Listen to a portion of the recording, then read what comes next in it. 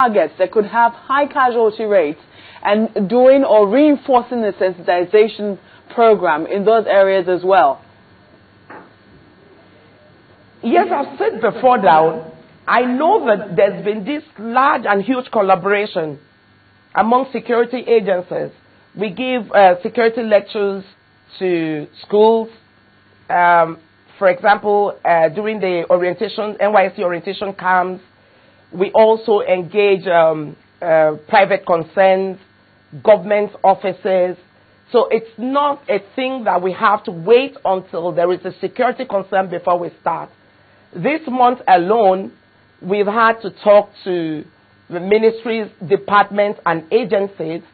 We've also had, on a weekly basis, before most Jumat services in mosque, we also engage the imams, and in churches we engage the pastors. We engage virtually everybody.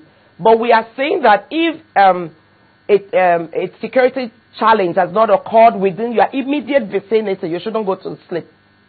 Okay. You should be up. Okay. Could you tell us, because of course I also know you do get some of these time and again, where people think that maybe that's why I would say, is there a lull in the activities of the department in terms of getting intelligence before some of these detonations go off, before some of these bombs go off?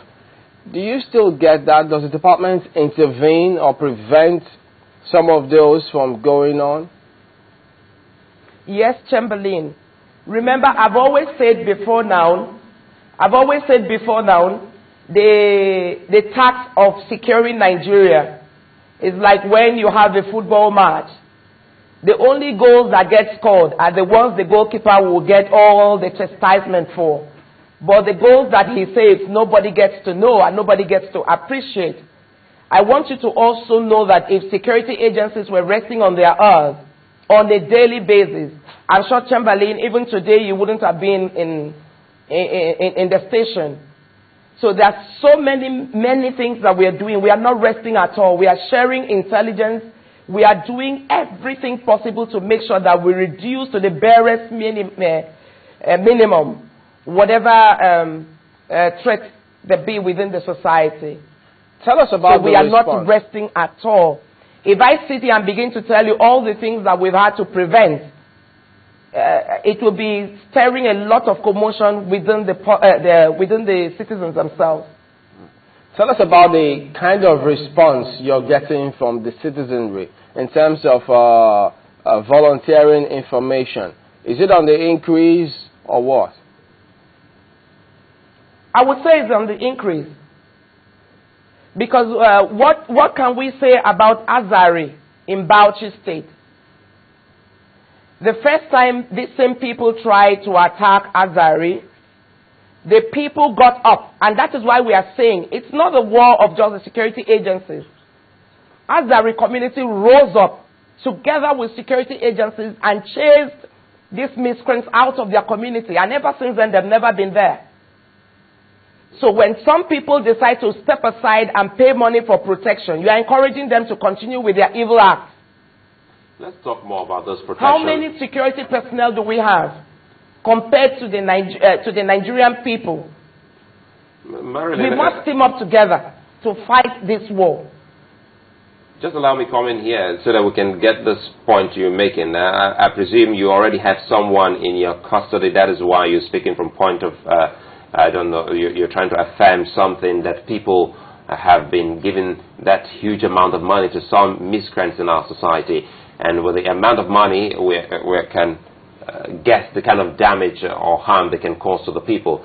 Who are the set of people who do these? Are they people in authority? Are they politicians? Are they people in government or religious leaders? I know that they are Nigerians.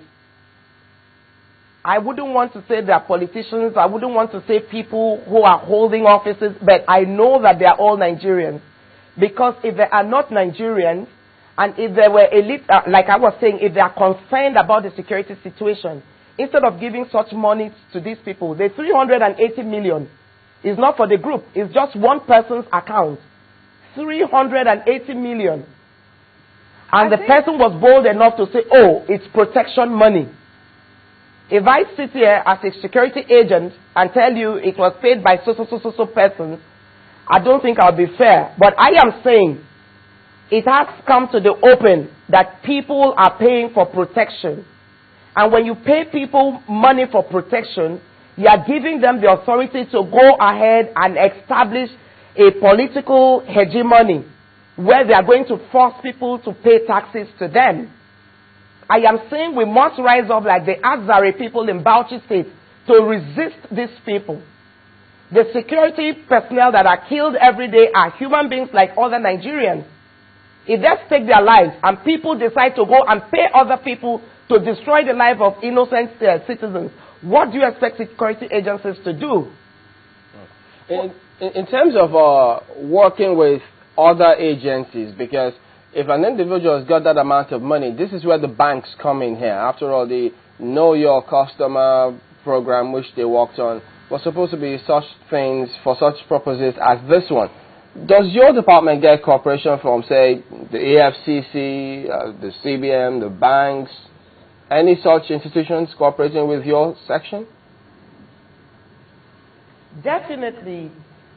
The war on terror is not a war that is fought by a single individual country or agency. We have huge cooperation among security and enforcement agencies. For the banks, well, they are doing their best.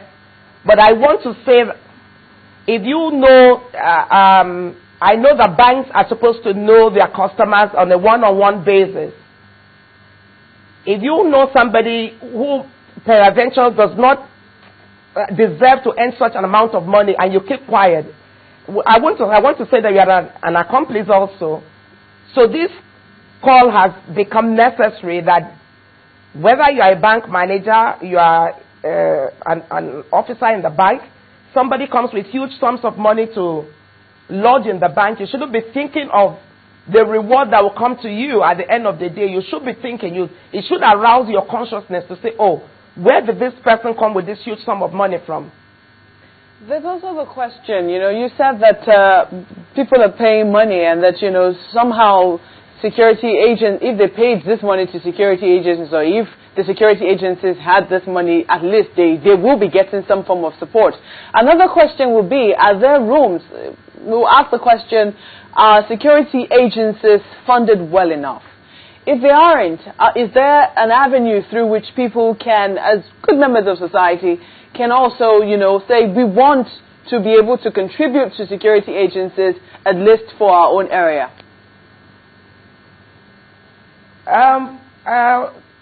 To speak on whether the security agencies are well funded or not, I want to say that the little that you receive, if you put it into judicious use, it should be sufficient. And there is nothing that also stops other private concerns from partnering with security agencies to improve or provide their daily needs or the things that will further encourage them to do their best.